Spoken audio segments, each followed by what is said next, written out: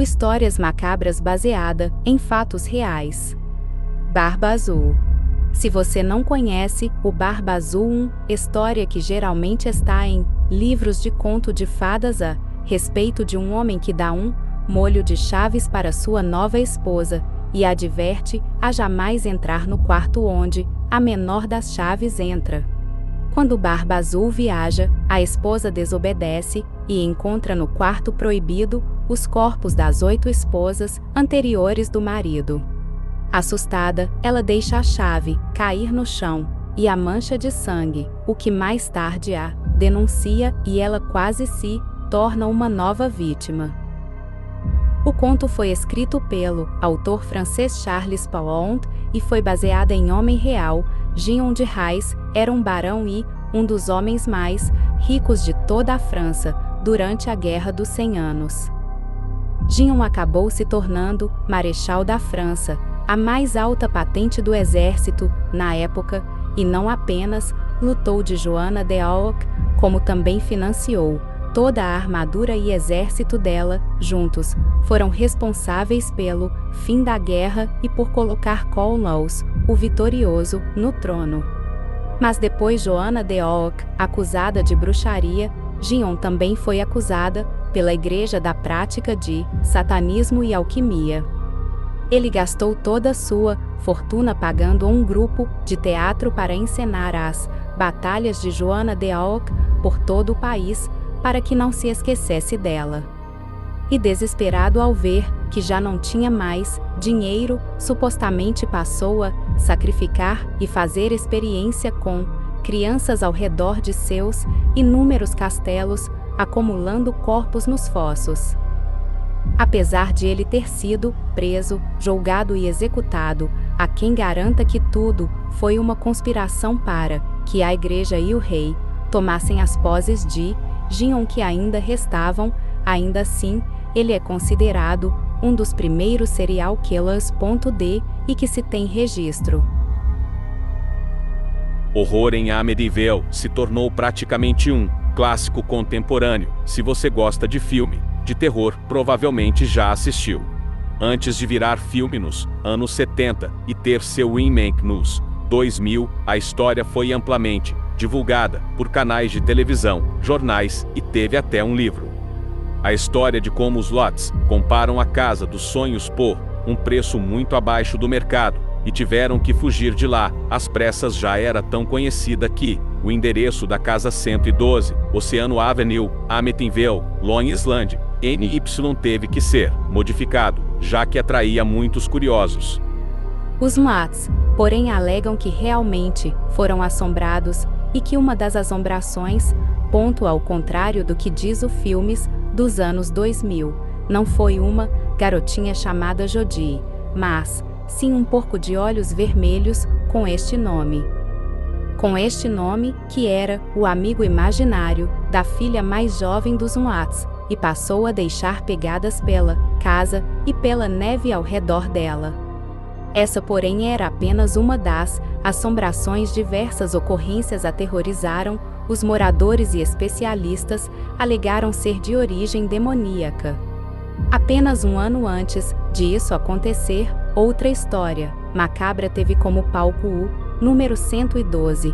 Ronald Dinfield Jr. matou os pais e seus 4 irmãos enquanto dormiam. Estranho da história toda é que ele usou uma espingarda para os assassinatos, o que causaria um barulho muito alto e acordaria as pessoas, porém apenas uma das vítimas tinha mais de um tiro e parecia ter acordado durante o assassinato. Também não havia sinal de drogas no sistema sanguíneo de nenhuma das pessoas e, talvez em tentativa de redução de pena do insanidade, Ronald alegou que ouvia vozes na casa que mandaram ele matar a família. Ele ainda está preso e nunca saiu da prisão desde 1975.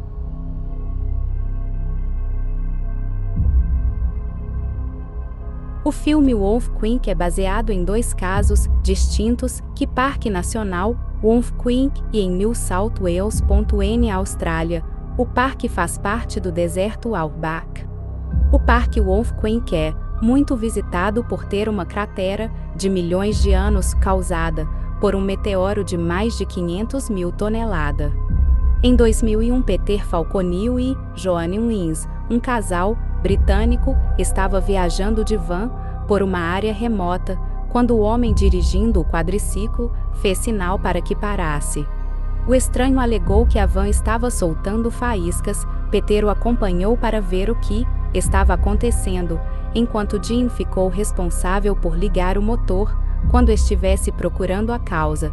Quando ela deu partida, ouviu um disparo. Logo depois, o homem que os peixe para acontecer com uma arma e amarrou.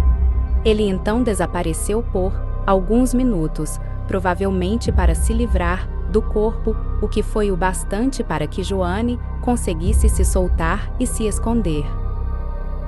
Mais tarde, ela ainda viu o assassino procurando por ela com a ajuda de um cachorro, mas desistiu e desapareceu por horas. Ela conseguiu então a ajuda de 2 caminhoneiros e logo o assassino foi preso. Nem corpo de Peter, nem a arma do crime foi encontrada. O segundo caso que inspirou o assassino sádico de mochileiros do filme Wolf Creek foi o do serial killer Ivan Milat, que nos anos 90 sequestrava, torturava viajantes nos arredores de New Wales. A história original foi escrita antes de o roteirista tomar conhecimento destes 2 casos e apenas mais tarde foi incrementada de forma a referenciar os assassinatos reais. Ambos os assassinos foram presos e condenados à prisão perpétua. O caso que inspirou Sexta-feira 13. A história da criança com má formação, que sofria bullying e acabou morrendo afogada. Em Question Lake, pode não ser verídica, mas os assassinatos são. Sexta-feira 13 só existe porque, 15 anos antes do lançamento do primeiro filme, um grupo de 4 amigos finlandeses, entre 15 e 18 anos, acampando na beira do lago Bon, em Espoo. Durante a manhã de 4 de junho de 1960, enquanto estavam dentro da barraca, um homem desconhecido descrito como loiro e vestindo preto e vermelho se aproximou do local e por fora da tenda. Espacou e esfaqueou os 4 adolescentes, 3 deles, 2 meninas de 15 anos e o menino de 18, morreram no local. Um rapaz sobreviveu e foi resgatado próximo ao meio-dia. 2 dos corpos, o de uma menina e o do outro menino, foram descobertos sobre a barraca. Vários itens foram levados, incluindo as chaves das motos das vítimas, mas elas permaneceram onde eles haviam estacionados. Apesar de diversas suspeitas, os assassinatos nunca foram resolvidos. O único sobrevivente chegou a ser preso mais de 60 anos depois, mas foi inocentado mais tarde, e o governo finlandês foi obrigado a pagar uma multa pelas acusações, uma vez que a extensão dos próprios ferimentos e tê-lo encontrado inconsciente faziam a teoria não ser nenhum plausível. Este é conhecido como um dos crimes mais famosos da Finlândia e inspirou inclusive o nome da banda Children of Bodom.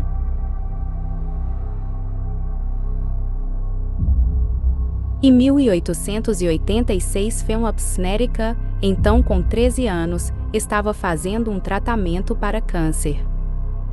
As idas e vindas da família do local onde moravam, em Nova York, a Connecticut, onde ele fazia o tratamento, passaram a ficar muito caras. A família então decidiu que seria mais barato alugar uma casa próxima ao hospital e encontraram o que parecia a casa ideal, por um valor muito abaixo da maioria. Phillips foi o primeiro a dizer que via e ouvia espíritos. Mais tarde, as assombrações passaram a perturbar o restante da família, e Phillips, mesmo fraco como estava devido ao tratamento, chegou inclusive a atacar uma prima que vivia com a família. Os Snedeker então descobriram que a casa costumava ser uma funerária. No porão havia equipamento usados para embalsamar corpos. fatos de cadáveres e até um pequeno cemitério foi encontrado nos fundos. Diversos investigadores paranormais estudaram o local e acreditavam que os antigos responsáveis pela funerária praticavam rituais e necrofilia. Depois de um exorcismo na casa, os Snedeker se mudaram e o câncer de Phillips entrou em remissão. Ele se casou e teve filhos e se tornou caminhoneiro. Morreu em 2012, aos 38 anos, quando a doença reapareceu.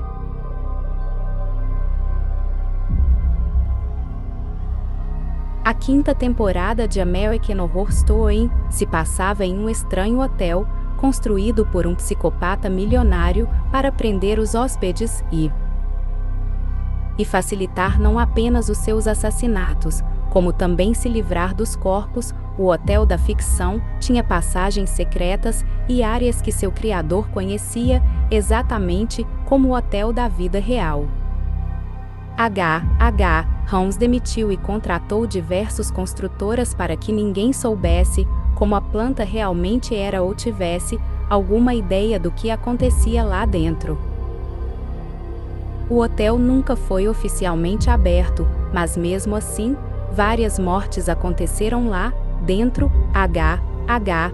Holmes alegava ter matado centenas de pessoas, mas apenas 9 assassinatos foram comprovados e algumas pessoas que ele dizia ter matado ainda estavam vivas. Para se livrar dos corpos, ele tirava a carne dos ossos e os para a escola de medicina. O local onde antes ficava o hotel foi demolido e hoje em dia é uma agência dos Correios.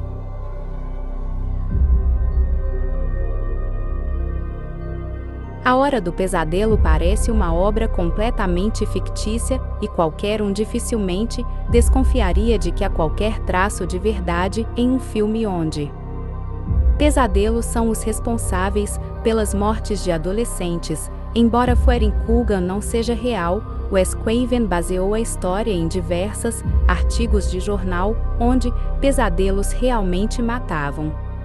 Nos anos 70, diversas mortes de asiáticos refugiados foram reportadas.